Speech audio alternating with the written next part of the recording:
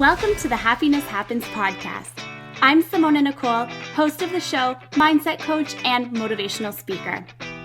I've made it my mission to help you get unstuck, shift your mindset, and understand your worth to help you live your most purposeful life. Each week, I will bring you an idea, guest, or a positive thought that will leave you inspired and empowered to win your life. We decide the stories we tell ourselves and where we invest our energy. I'm so grateful you popped in. Now let's dive in.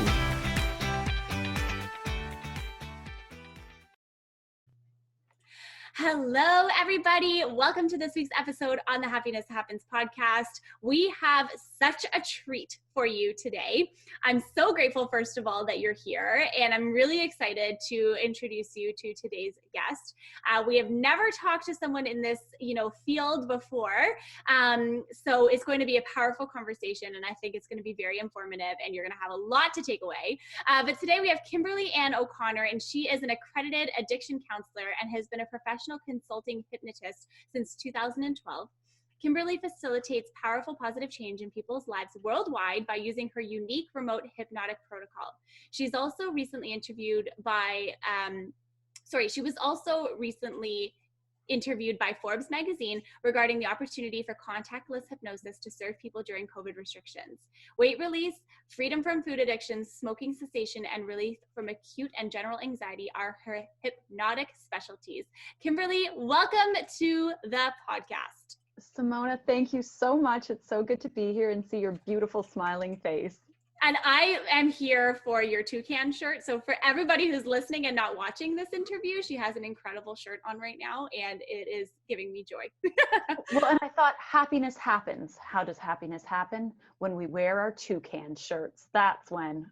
That's the new slogan. I love that.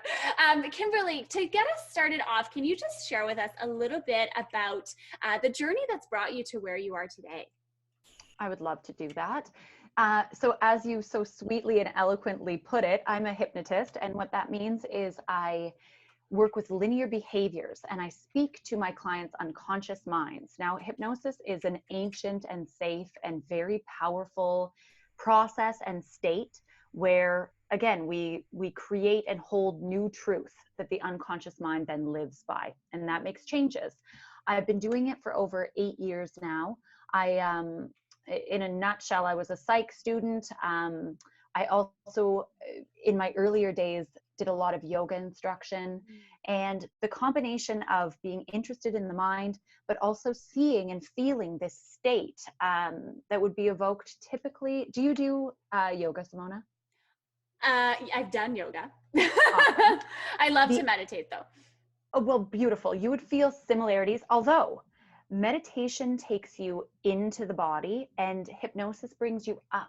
It's so that's always the difference that I talk about when people are avid meditators and they ask, what are the difference? Yeah. Meditation brings you down and in, and hypnosis brings you up and out, essentially, which is kind of interesting in my opinion. Right.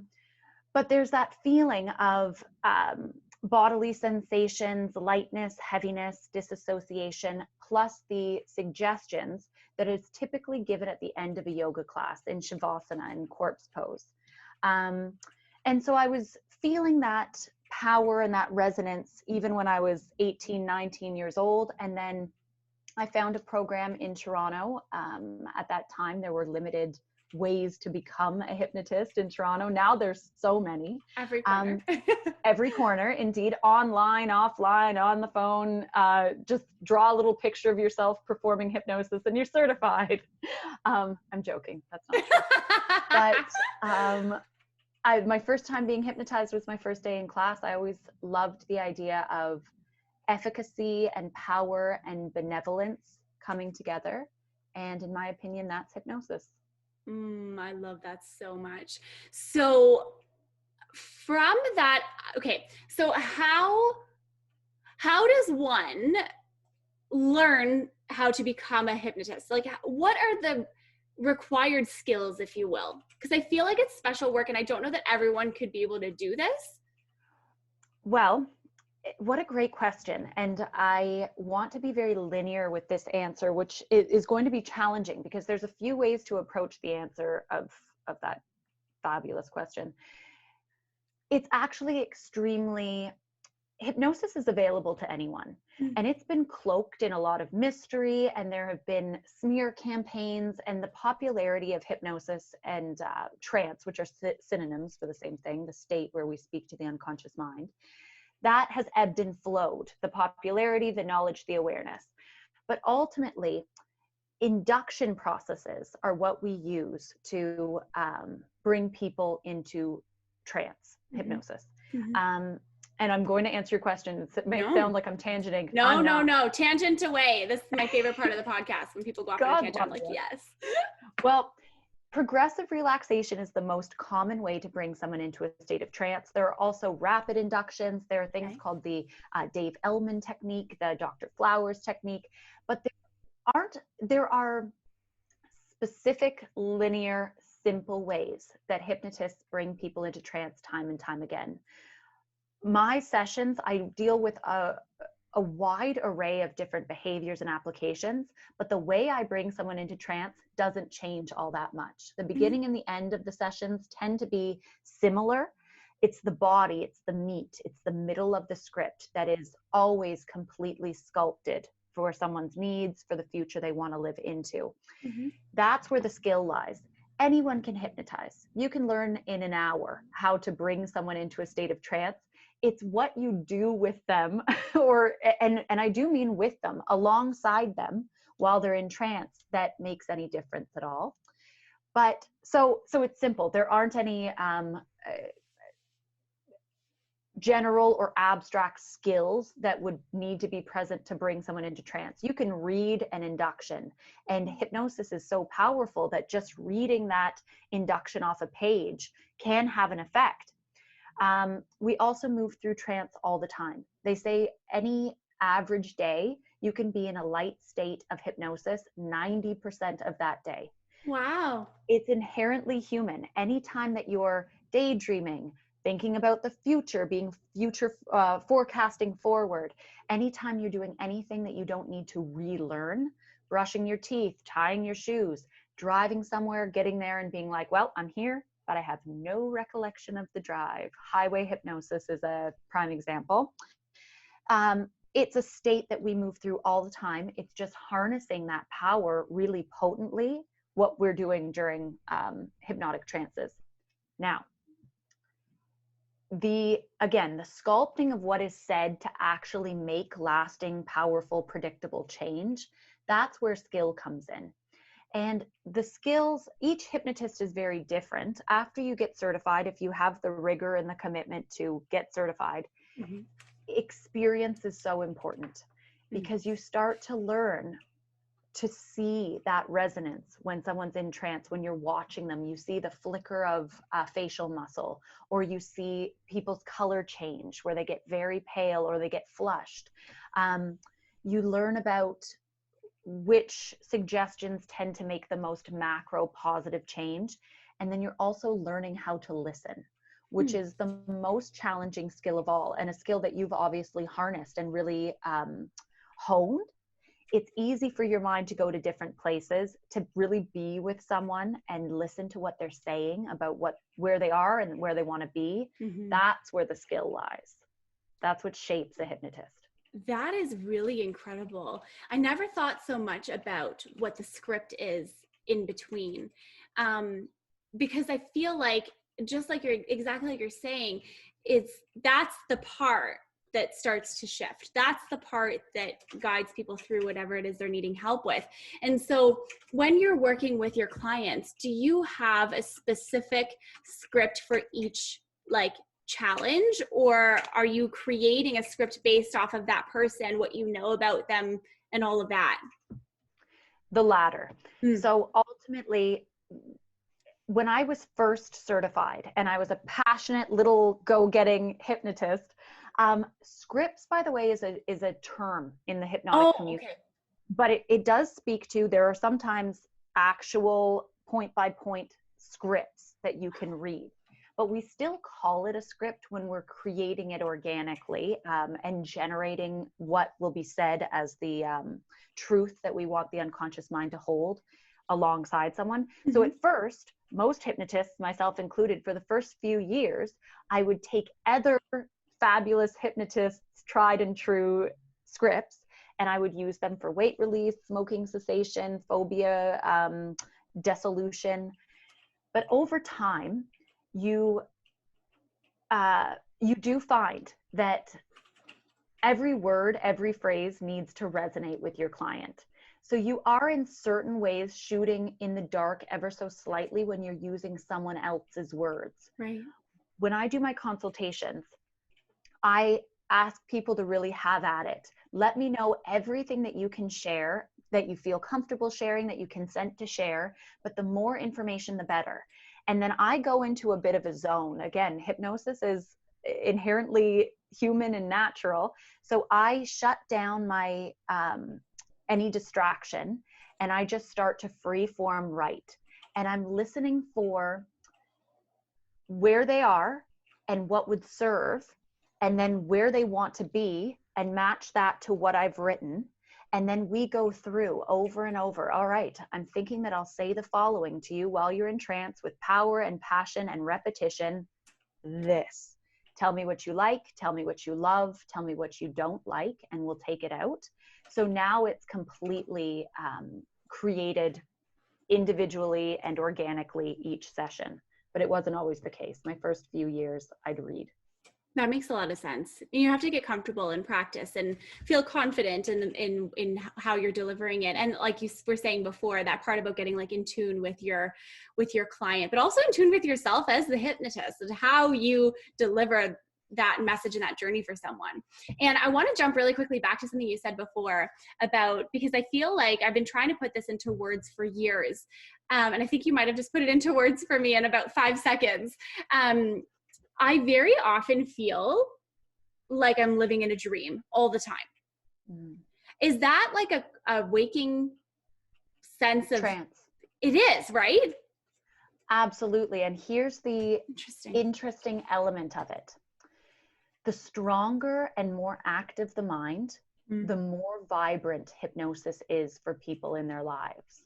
And so by virtue of being a mentally powerful person, you are more prone to move into states of trance. You would be an awesome hypnotic subject for change specifically. But I also want to speak to that a bit more, if I may. Please. So when you feel that sensation of living in a dream, when your powerful psychic capabilities, when your mental faculties are moved into a heightened state, a state where the unconscious mind is activated, thereby you're in a trance, you need to be particularly careful about your environment, because trance is real. We are always collecting truisms, limiting beliefs that serve us and allow us to soar and be the wind beneath our wings. But if you find that you're living in a dream, the music that you listen to, the movies that you watch, the people that you talk to, even down to texture and sensorial experiences, how soft your sheets are all giving you information about how safe or unsafe it is for you to be in the world. And sometimes I bring that up in consultations when someone obviously has a very strong intellect and mind, because it's really important that you particularly choose selectively, because you're absorbing truths from your environment. Interesting, because I'm just trying to think of like the instances where this happens, and it's always while I'm outside of the house. Like it never happens when I'm home. It very often happens when I'm just at work, or driving is a huge one, like you were saying before, highway hypnosis.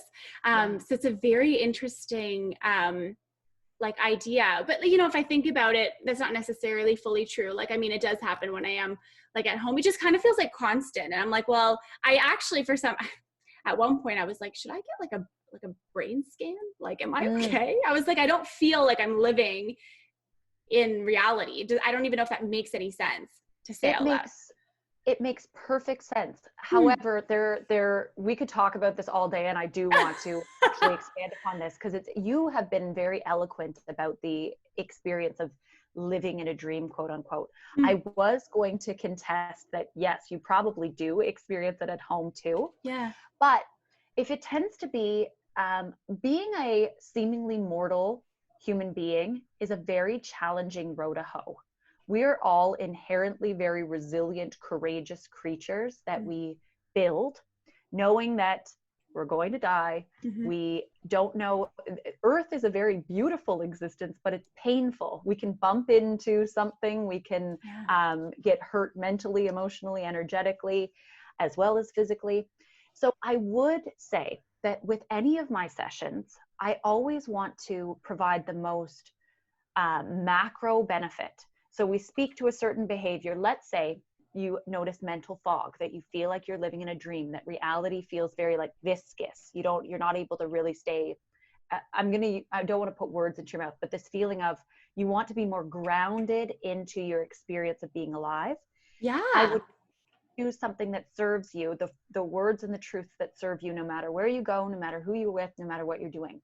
But it always needs to be a community.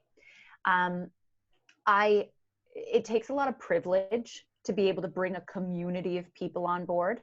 But I would say for you specifically, you're obviously a very vibrant, radiant, healthy human being. But I would say if you have access to get allergy tests to see if there's a certain food that is a part of your day-to-day that gives you brain fog, I would want to know more about your anxiety and stress, because work and driving is really stressful. It's dangerous. It's frightening. So we'd want to get clear. Are you living in a dream, or are you disassociating, essentially? Ooh. Right? Very good points. And you hit the nail on the head with that one. and it's all just, it's questioning. It's lines of questioning that I would want to go into. I'm not a therapist. I'm not a doctor. I'm a hypnotist. So the only thing that I could speak to is a linear behavior. Something you want to do more, something you want to do less, something you want to start doing, something you want to stop doing. But those would be a few suggestions I would make prior to you going into trance, so that we have the most information and the best result.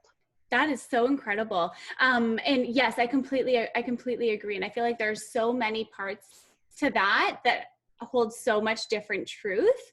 And it's interesting because it's like, yes, while you're not a therapist, there are still ways that, hypnosis can help people who have those limiting beliefs, right? And so how exactly, I know you were touching a little bit on this in the beginning, how exactly does, hypnosis change the beliefs that you have? How does it give you a different thought or make you choose a different way? Well, there are two avenues I want to talk about there. Firstly, your unconscious mind, some people call it the subconscious. In fact, a lot of people don't like the term unconscious because it's slightly misleading, because you're very conscious. I just like it because it speaks to a root of unknown, essentially, that which is not available readily to the conscious awareness. Your unconscious mind is benevolent. It's designed to take care of your sweet, precious self. And so the limiting beliefs and the ways that self-soothing goes awry, at one point, your unconscious mind thought it was saving you. It was serving you. It was taking good care of you. At one point, you took a drag of a cigarette and thought to yourself, I'm cool like my dad. And your unconscious mind went, that's right, you're cool like your dad. And it wanted you to feel accepted and part of the group of animals. And at one point, you put your hand up. I always use this example, but a limiting belief, a lot of limiting beliefs are developed in childhood. You put your hand up first in class. You were sure you knew the answer to a question. The teacher called on you. You gave the wrong answer. Everyone laughed. And in that moment of your nervous system being activated, your unconscious mind thought you were in mortal danger. Wow. It can't distinguish between embarrassment and shame and being chased by a lion on the Sahara. It's all the same. And so your unconscious mind said, don't worry, I'll protect you. You'll never put your hand up first in class again. Because we now know that is dangerous. That is mortally risky. And so we developed these planes. Somebody at some point heard a person that they love and respect say, I wouldn't get in a plane if you paid me. Those things are death traps. Yeah. Conscious mind is like, don't worry. I'm going to make sure you never are comfortable on a plane because they're death traps. But your unconscious mind wants to serve you. It wants you to live the fullest, happiest, most fulfilled expression of this experience of life as possible. So if you give it a chance to absorb a new truth that serves you more, it will. But you need to want what you want. You can't be coerced or made to do anything in hypnosis. That's a myth that comes up, that a hypnotist can make you do something. They can't. You need to want what you want. Even in stage hypnosis, people want to be up there. They want to contribute. Yeah. But what about all those videos that you see, especially from like back in like the 90s or whatever, of like hypnotists who would bring all these people on stage and they make them do really embarrassing things and all of that kind of stuff. Like, I feel like that in itself almost can give people a concern about being hypnotized, because they're like, oh my God, am I just going to completely embarrass myself on, in front of all these people? But, how does that happen? So like if a hypnotist can't make you do something, well, I guess they're telling you to do something and you're doing it. I don't know. You're in agreement. The first thing, so this comes up a lot. This comes up all the time in my consultations, because yes, no one wants to cluck like a chicken or give their bank account information. And those are the two big ones. And also the scary movies. Also, I have to really dispel a lot of myths around movies about hypnosis. But the thing to notice, first and foremost, is that whoever goes up on stage, the first 20 or so volunteers, they're volunteering. Even if it's slightly out of their typical fashion, they're volunteering. So right away, the stage hypnotist, has the first proof of agreement. Okay, they wanted to come up on stage. Then as the show goes on, you'll notice that the numbers dwindle. Because trance is a real state, people actually go into trance. But you only stay in trance and continue to do these wacky things if you, feel like, yeah, I'm safe. It's fine. I'm not going to get hurt. I'm safe. Secondly, you want to be a part of the show. You want to entertain. You want people to have a good time. The stage hypnotist is looking for agreement the whole way through. And if they start to see someone coming out of trance, it's because their critical faculties, their unconscious faculties were like, nah, we're not having fun anymore. This has gone a bit too far. And they'll come out of this very real state and they'll be asked to subtly, gently, with dignity, leave the stage. And so that's why at the end, there will be about 8 people. When there was 20, there's about 8 people, because they are the ones who don't have any limiting beliefs about making a fool of themselves on stage. They're fine with it. And they feel safe. They have a rapport with the hypnotist. They're cool. And then they enjoy this feeling that does feel really good. Trance feels great. And they're having fun, but they're in agreement. If they're not, they come out of hypnosis and they go and sit down. Wow. Now, I do want to speak very quickly, though, to backing up slightly to the idea of how does it work? How does the unconscious mind absorb truth? We know that it works clinically, personally, experientially, medically.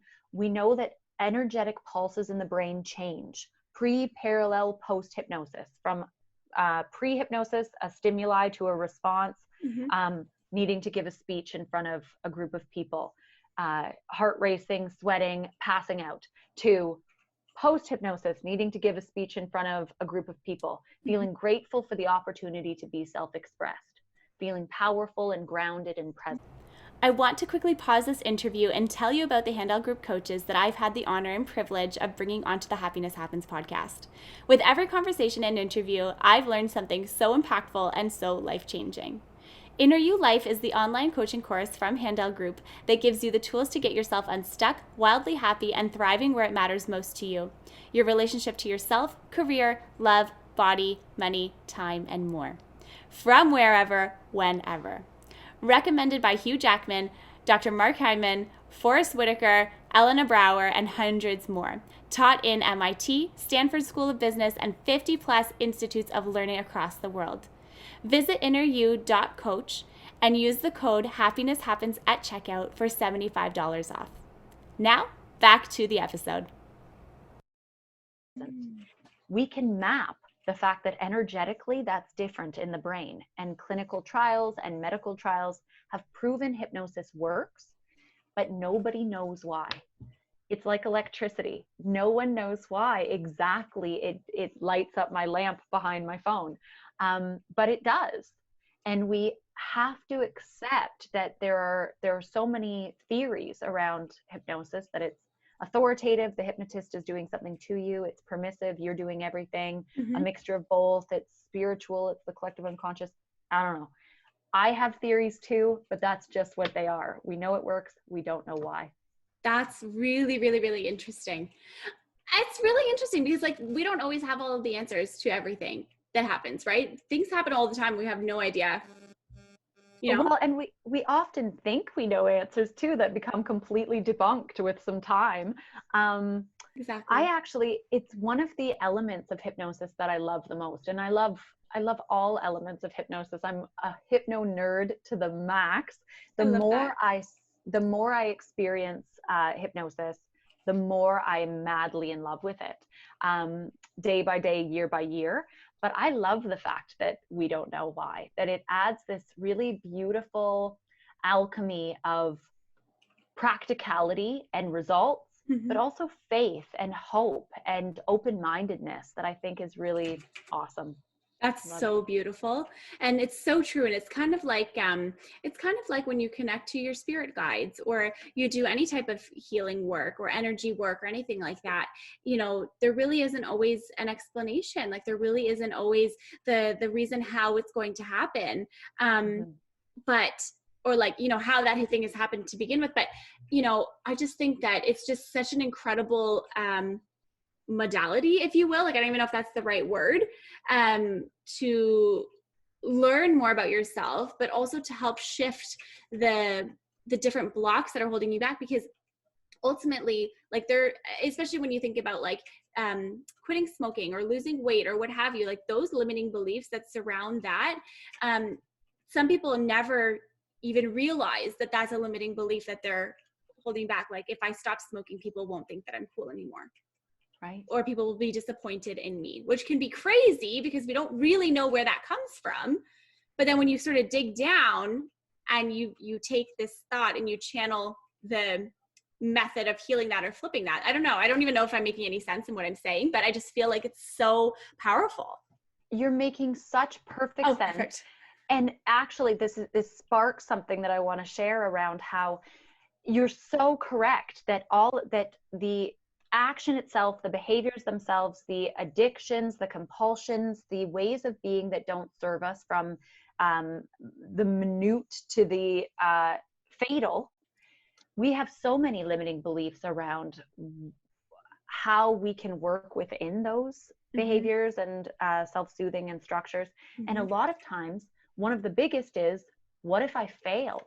People are afraid to even try to quit or to lose weight or to take on these really important elements of their life because they're afraid that they can't do it, and they sabotage themselves just right from the get-go.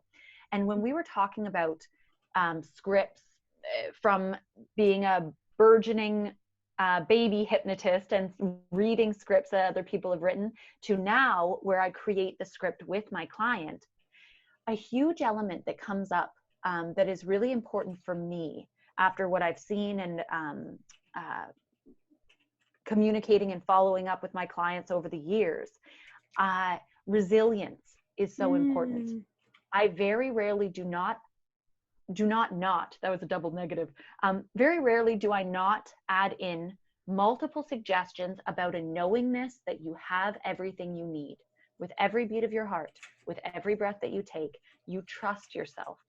You realize that every moment of your life, every pain, every pleasure, every challenge, every triumph, every day, every hour, every minute, every moment provides a gift, a tool, a piece of wisdom that is now yours irrevocably. I also often, and again, if people say they don't like this, when we're going through and they're like, oh, I don't like that part, we take it out. But mostly people do like also having a brief life scan where you look back on all that you've overcome, all that you've enjoyed, and realize that you're still kicking. Nothing has stopped you. And having a moment of, it actually makes me emotional even right now a little bit, like the idea of just pride, stopping for a moment to be filled with pride around all that you hold, all the wisdom, all the resilience. I find that's really important for your beautiful, sweet, unconscious mind to go, okay, let's do this. Let's take it on. Even if in the past we've failed, we have everything we need. We can do this. Yeah. Wow. You're speaking straight to my soul right now. And I'm sure the soul of everybody who's listening, because everything you're saying is so powerful. And it is true. It is, it is a little bit emotional too, because it's like, it's your journey. It's your life. You know what I mean? And I think that we get so caught up in the minute details of every single moment and how everything can be so terrible. This person was mean to me. This boss was shitty, this whatever. All these different things, like this never works out for me. But it's like, if you take a step back and you get to look at all of the different things that make you you, and through in particular this medium of hypnosis, getting to step into a new belief, to step into a new reality, to find a new let me know if this is true or not, but in hypnosis, like you create like little triggers to help bring you back, right? So can we talk a little bit about that, about what those sort of do for your mind? Absolutely. You create a mantra and a trigger for the same purpose. It's actually to bring you back into the essence of your trance state. So a mantra is typically in the structure of I am blank, blank, and blank. I hypnotize myself today. So it's I am present, I am peaceful, I am powerful. I write it on a card, I leave it there. A mantra is a distillation of the root truths of the trance session that you just experienced. And you repeat your mantra, and it helps really solidify the new, fresh ground that the new synaptic firings are covering. It runs these truths through you. And then your trigger, I used to do really fancy triggers 4, 5, 6, 7 years ago. It would be, if you see the color green, you instantly feel peaceful and present, you know you have everything you need. Now I like to use ideomotor. I really stress that people use ideomotor. So when you bring your middle finger and thumb together, instantly you are peaceful and present. You are healthy, you are vibrant, you are radiantly energetic. You are drawn powerfully and intuitively to that which serves you, that which serves your health, that which serves your life, for example. So where they bring you is back to the state of being connected with source energy, being connected with your highest path and purpose, the truth that you desire that serves you. It's a direct link back to your trance experience. That's really powerful. And it's really cool. And like, does that effect ever wear off? No. So actually there's two ways. There seems to be always two ways to answer everything. I love it. Broken record. No, I love it. Hypnosis is counterintuitive because it does not get weaker over time. It gets stronger. And again, in this beautiful, strange existence of being a human being, that's counterintuitive. We see a lot of examples of how things break down over time. So we come to expect that. But no, it gets stronger. Now, there are two elements that can regress someone back to previous synaptic firings, self-soothing, cravings for that which doesn't serve them, like sugar or smoking. The first is trauma. Trauma is in the eye of the beholder. If you're traumatized, you may notice, I want a cigarette. That's weird. It's been years. And all of a sudden I want to smoke. Second thing is long-term intense stress. You can find yourself being like, I want a cigarette. So I always say that the trance session, when you actually go into hypnosis after we've gotten clear about what I'm going to say to you with power, passion, repetition, that is the first step on the journey. We then walk together. So we do our follow-up process. We follow up right after the session, a week, a month, 3 months, about a year to 2 years, and then a long-term follow-up after that. Oh, wow. But at any point, I ask people to reach out, send me a text, send me an email, call me if you start to notice that your results aren't where we want them to be. The design isn't showing up how we designed it. Mm-hmm. And so if and when someone calls me and says, I have a craving for smoke, it's weird, it's been a long time, those are always the first 2 questions. Were you recently traumatized? Have you been under a lot of stress for a long time? Have you been feeling yourself buckling under the stress? And if they say yes or yes, which they will, someone that's 9.99 times out of 10, if there's a regression of the effect, it's that. The first thing is listen to the session, which you would still have in your possession. I send a recording to you. Wow. So listen to that same session again. Hold the space sacred. Make sure you're not hungry, you're not thirsty, you don't need to go to the washroom, your clothes are comfortable. Lay back, listen to the sound of my voice, focus on relaxing deeply through the experience, and revivify the synaptic firings. Start again. And then people will follow up and be like, I feel great. I needed that. I feel great. But I mean, I don't know if it's inevitable that adults will continue to be traumatized. I think it's you could say that it's inevitable. I guess it would have to do with trauma's in the eye of the beholder again. But that's where follow-ups need to happen. But otherwise, there's only a strengthening of the result. Wow. And in fact, you've been letting me ramble on, which I really appreciate. It's my favorite thing to ramble on about. I love this. In fact, as time goes on, after you've been drawn to nourishing foods that serve you, you know that you're safe and comfortable and grateful to be able to fly on airplanes. You speak with confidence and feel fully self-expressed in front of groups of people. Even trauma and stress won't be able to unravel those synaptic firings at a certain point. As time goes on, they become you. They're always in a process of becoming more ingrained and deep. That's so powerful. And it's really interesting too when you said, so I've done a bunch of, we can touch on this quickly as well, because I'm curious on your thoughts, but I've done different hypnosis guided meditations just like through YouTube, like very like randomly. And so as soon as you said, listen to the sound of my voice, and I was like, I'm listening to the sound of your voice. I was like, okay. I was like, where are we going? I was like ready to go down the rabbit hole. Oh my God, I love that. But could someone take their, own hypnosis journey? Like, what are your thoughts on, doing a hypnosis meditation on your own, or like not doing it before consulting someone, or even just like, I guess as a second part to this question, I've heard that if you don't come out of the hypnosis properly, like that can be problematic. So what are your thoughts? So firstly, I want to speak to that by virtue of you going into hypnosis through the YouTube videos, which is totally possible. Again, the structure doesn't change too much from session to session, and it works well. It's a learned behavior.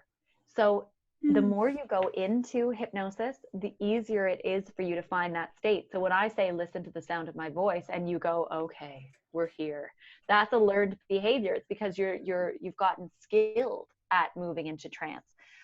We're always hypnotizing ourselves regardless. The thoughts, I'm not good enough, I'm getting too old, I'm not rich enough, I can never seem to get this right.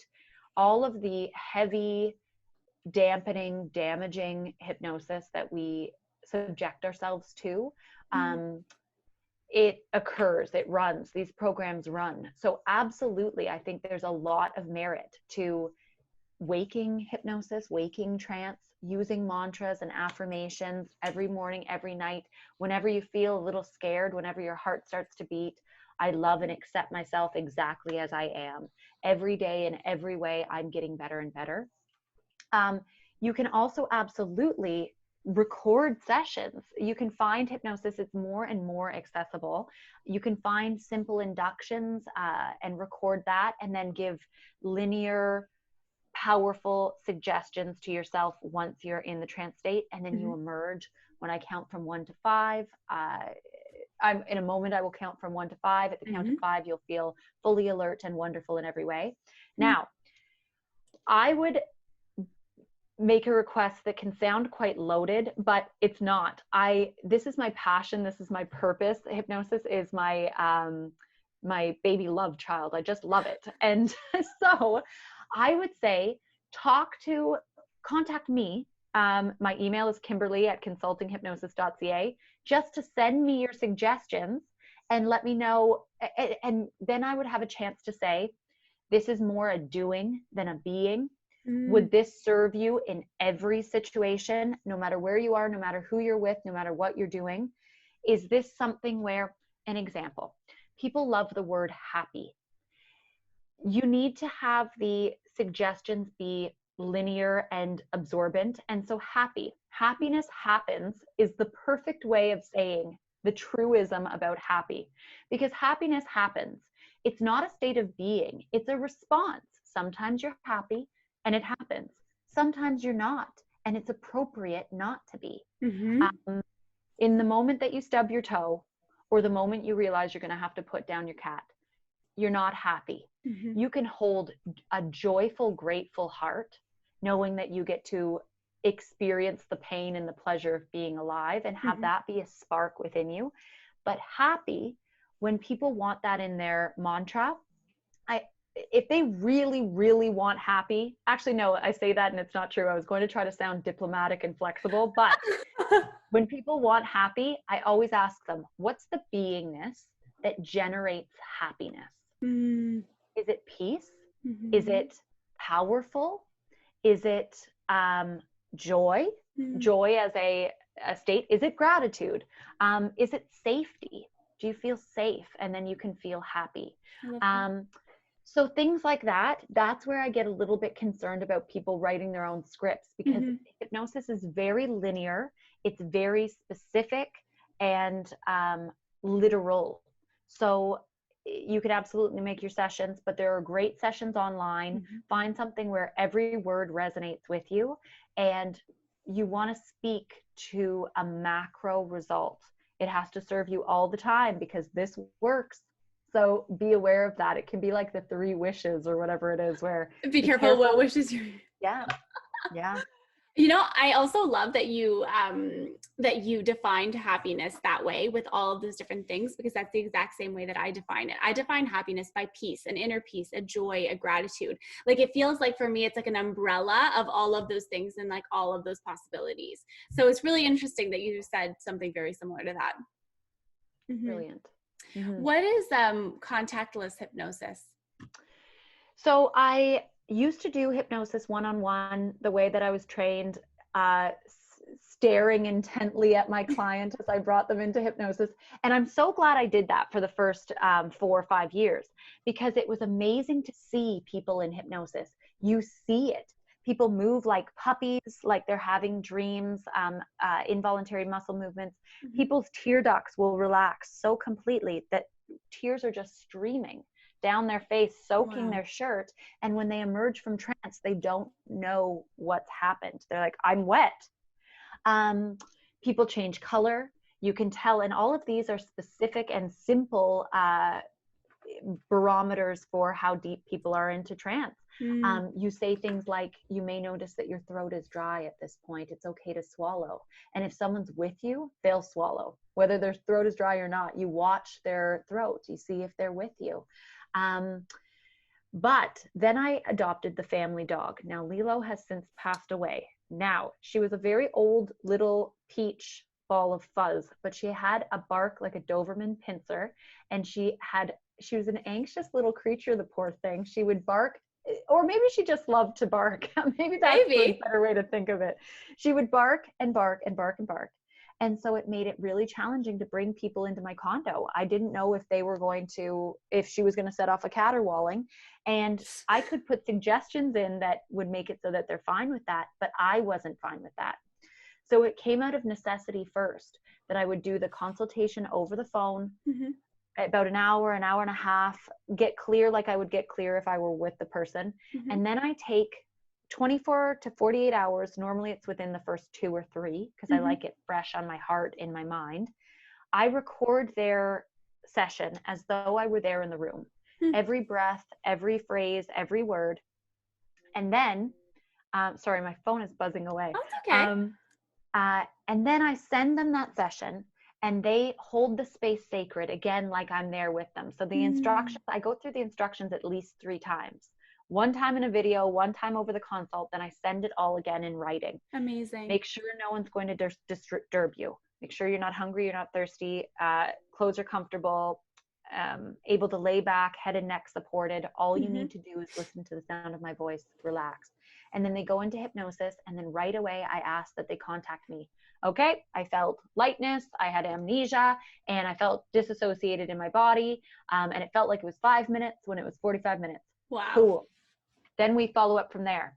But I at first was noticing that the results were equivalent. Now I know that it's better. We're animals. To be able to relax as deeply as possible, it's more challenging when somebody is watching you. Yeah. Even your loved one, if they're staring at you as you're trying to go to sleep, it's disconcerting. And hypnosis is not sleep. It's just an example. Yeah. But to experience an intimate and powerful state of trance, it serves people to be on their own, not have to worry about if they do any human thing that's embarrassing. Totally. That's so true. That's so true. Well, I absolutely love that. And I feel like a lot of people would really benefit from that, especially in this time right now. Like, you can't really go and do in person anyways. So it's just a perfect opportunity to shift some thoughts and limiting beliefs that are, in your own mind, in the comfort of your own home. I love that. I love that. Kimberly, this is my last question for you. And it's a question that I ask all of my guests when they come on the show. And it's, how can someone create a little more happiness in their day, every day, starting today? Brilliant. Remember who you are. The social hypnosis thrives, and of course, I know I don't need to say this, everyone knows, but the social hypnosis thrives on us being afraid and feeling impoverished and feeling like we need to be more, do more, have more. It makes a lot of money. So the best hypnosis is and the most powerful trance would be to consistently look in your own eyes and be soft and loving and say beautiful things to yourself about where you're going, how far you've come, and how you are truly a completely unique, limitlessly capable, endlessly powerful entity. So remember who you are. That would be my suggestion. That's a beautiful, beautiful tip to leave with everybody. That's incredible. And Kimberly, where can everyone find you? Because I know they're going to want to learn more. You're so sweet. My website is consultinghypnosis.ca. You can find information, testimonials, and you can book a one-on-one complimentary, no obligation consultation online.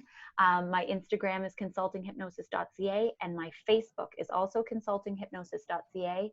And I go live every Wednesday night at 7 and talk about different wacky and wonderful elements of hypnosis. Oh, I love that so much. Amazing. I'll put all of that in the show notes so everyone can find you so easily. Thank you so much, Kimberly, for coming on the podcast and sharing all this wonderful, wonderful insight with all of us today.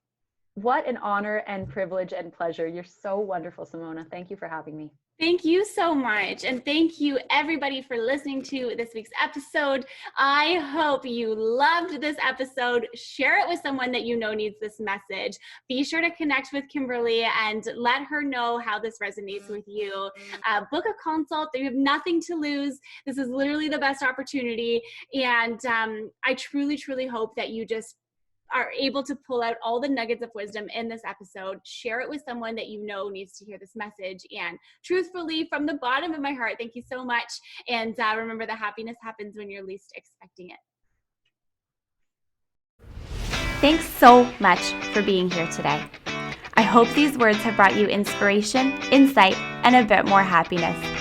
Please leave a comment or a review if this episode resonates with you. I would be so grateful.